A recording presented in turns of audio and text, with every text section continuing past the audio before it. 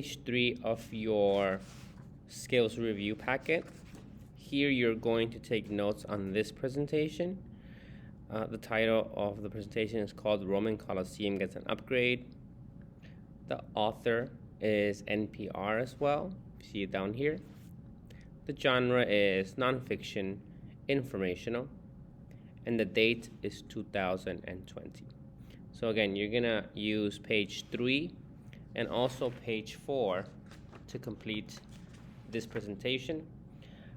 You'll have another presentation after this one, and I'll guide you through it.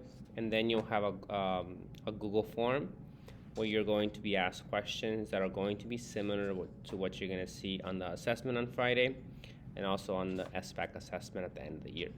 So again, right now you're taking notes on page 3 and also completing page 4 on this presentation. Every few decades, wherever you may live, people build a new stadium or renovate an old one. It's nearly the same in Rome, where the Colosseum is getting a makeover after a couple thousand years. This was the biggest arena in the ancient world, so huge that in later centuries, people took tons of stone from it, turning it into a quarry to build things like palaces for popes, and yet most of the Colosseum is still there. Now, a restoration will let visitors see it a little more like it was. NPR's Sylvia Poggioli had a look. Before the pandemic hit 14 months ago, Rome's ancient Colosseum was Italy's most popular tourist site. 7.6 million people visited in 2019.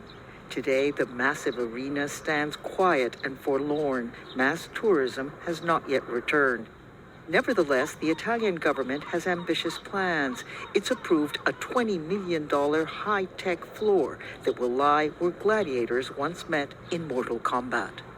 The plan calls for a flexible platform of hundreds of slats that can rotate like window blinds to allow natural light into the underground chambers. Culture Minister Dario Franceschini calls it an extraordinary combination of rational conservation and technological innovation. Lo si potrà calpestare stando al centro del Colosseo, vedendo il Colosseo come l'hanno visto tutti i viaggiatori fino alla fine dell'Ottocento. Visitors will be able to walk in the center of the Colosseum, adds Franceschini, seeing it the way visitors did in past centuries.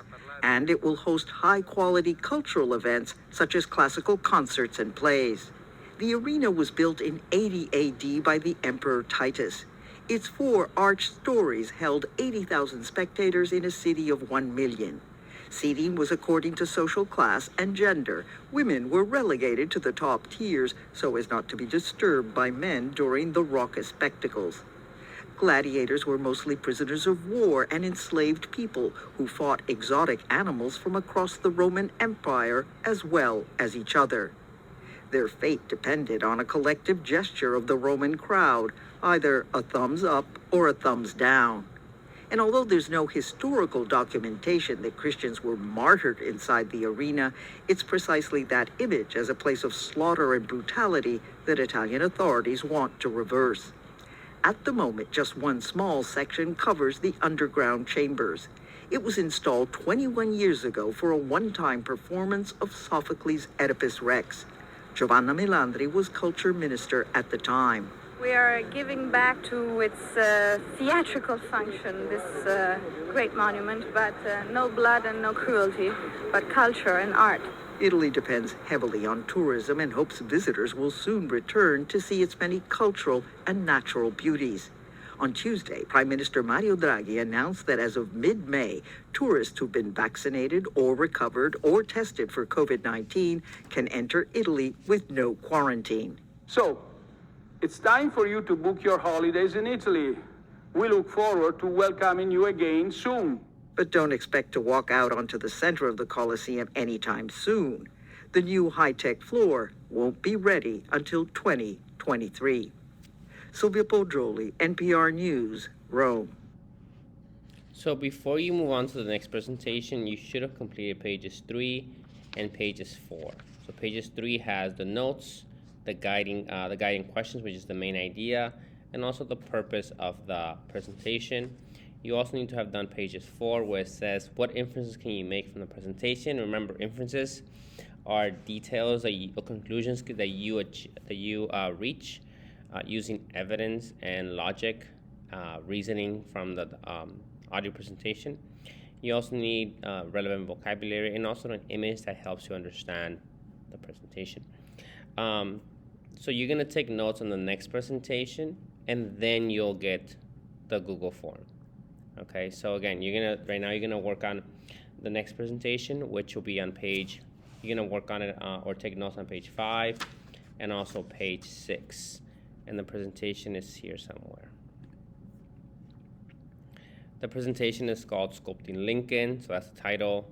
The author, I believe, Vicki L. Lorenzen. Genre is nonfiction informational, and the date is 2013. There's a question on the right-hand side. You don't need to worry about that question. In the following presentation, you will hear about sculptor Anthony Frudakis. Listen to the presentation and then answer the questions that follow. When Anthony Frudakis was 5 years old, he patted Play-Doh into a thin sheet and put it over his face to make a mask. He wanted to be creative like his father, a sculptor, and his mother, a painter. Tony knew he wanted to be an artist, too. Tony is now a well-respected sculptor.